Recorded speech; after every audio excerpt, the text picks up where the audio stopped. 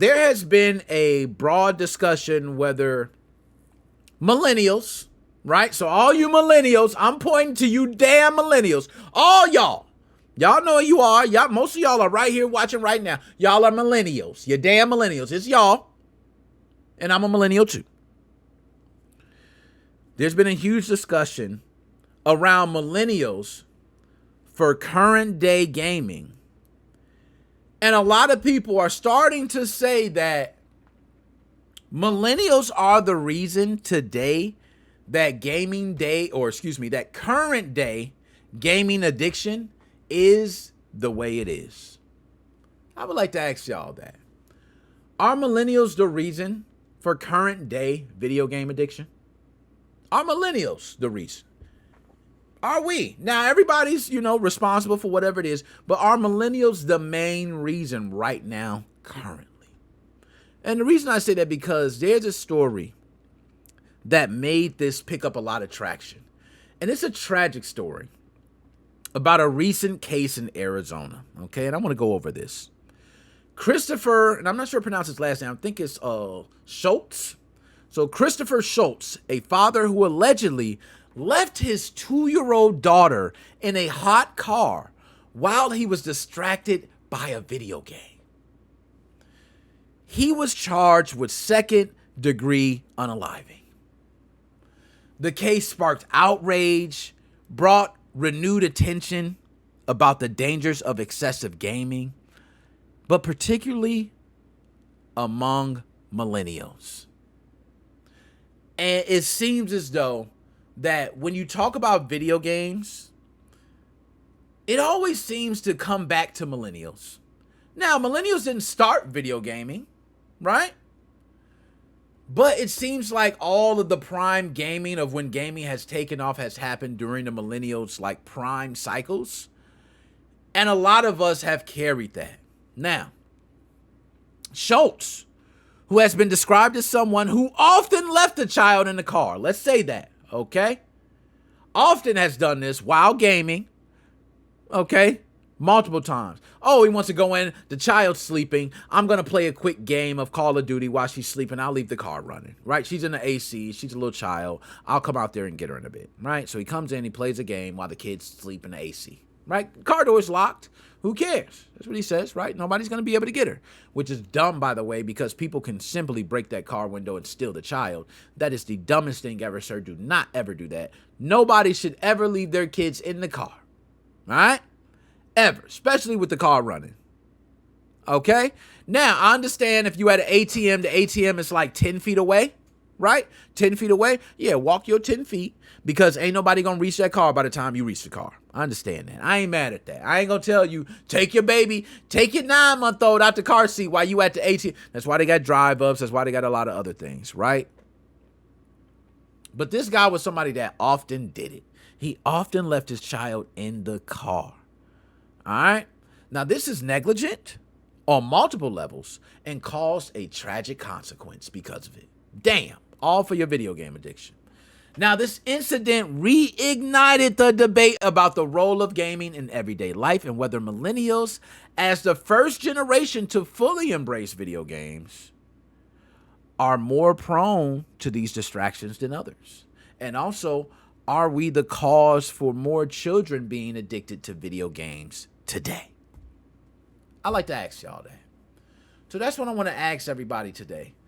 This gentleman, right, Christopher Schultz, lost his 2-year-old, bro. And they say it's due to a video game. Now, supposedly, okay, and I can go more into the story, but I want everyone to look up the story. I want people to find out more. There's a lot more to this story. Okay, it doesn't end there. There's a lot of history to it.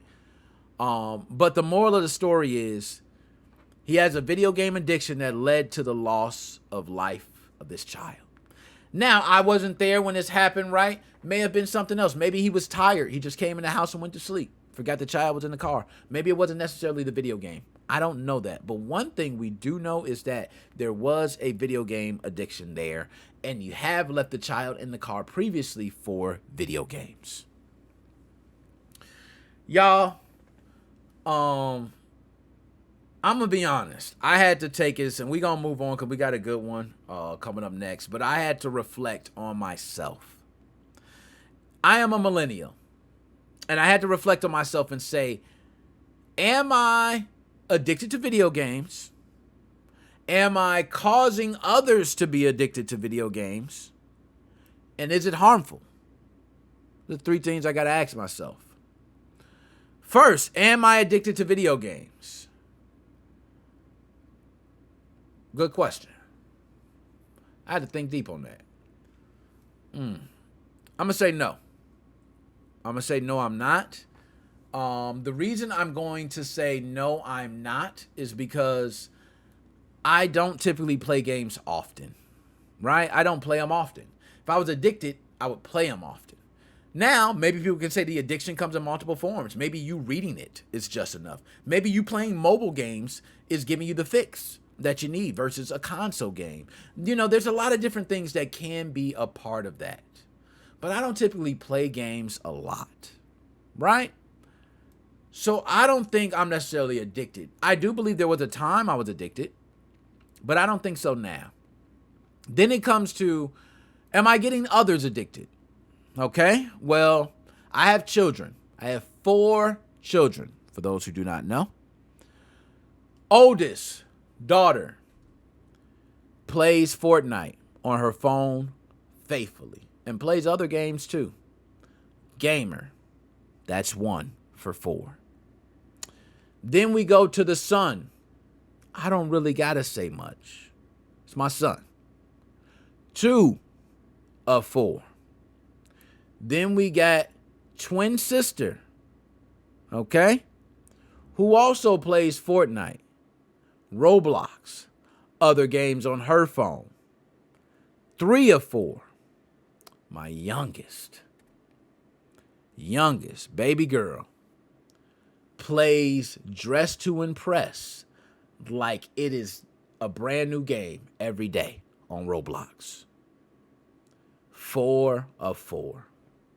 Now, I broke that down and said, yo, so okay, Nick, maybe it's just you like video games. You know what? There's a lot of families where you have basketball families, right? Where there's a person that plays basketball in the family and everybody else plays basketball, right? Okay, I'll give you that prime example. I play basketball. I have played basketball majority of my life.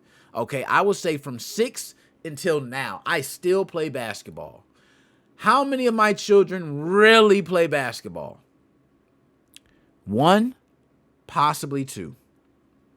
So I'm not 4 for 4 for basketball. I played basketball all my life. Why am I not 4 for 4 in basketball? Well, maybe it's girls, right? Maybe it's girls. That's why you're not. Okay. All right. Well, my son's, he wasn't the one. If y'all was thinking my son was the one, he's the half. Like, he'll half play, but he don't really even be feeling basketball too much. He like football, right? So we talking, man, that's crazy. So I had to start thinking, what else do you do, Nick, that you love, that your kids have picked up, that they all do? Now, they all joke and laugh, right? But, you know, that could be catered to other factors. Yo, I might be part of the problem. So then I start going on. I go on to my brothers. My oldest brother, let's start with him. All the children addicted to games, 4 of 4. Actually, I take that back. 3 of 4 because 1's a baby, but we know it's a boy. It's going to be 4 of 4. Okay? My other brother, total 4. No, 3. Excuse me. Damn, 4. Woo, man, you're getting up there, bro. 4. Boys all play the video game. So we are now talking about a total of, no lie, okay, no lie, 12 kids that are addicted to video games. 3 adults. 15 total people. That's one immediate family that created that. And this is a millennial family. That's my family. Y'all, bro, I'm sorry to tell y'all, bro, both my brothers, love y'all, but we have created a family addicted to video games. We have. We created it. We're the reason. It's no other reason. I guarantee you if there are families out there where both of the parents don't play video games, They probably don't have a whole entire family addicted to video games, right? They probably got one, two, maybe a couple. But no, we got every single kid plays video games. Bro, we are the cause, we are the reason, and this is what's happening. Now, as you can see, it was 109 degrees that day. Christopher Schultz left the child to go play PlayStation in the car with a 109-degree temp outside. Imagine how that child felt. Imagine that child's unaliving, the struggle, the crying, the agony, the pain. All for you to up your KD on Call of Duty. You should be disgusted at yourself, Christopher. And anybody else who's addicted to games, we need to wake up. If we are the reason for this, we got to change. We got to do better. There we go.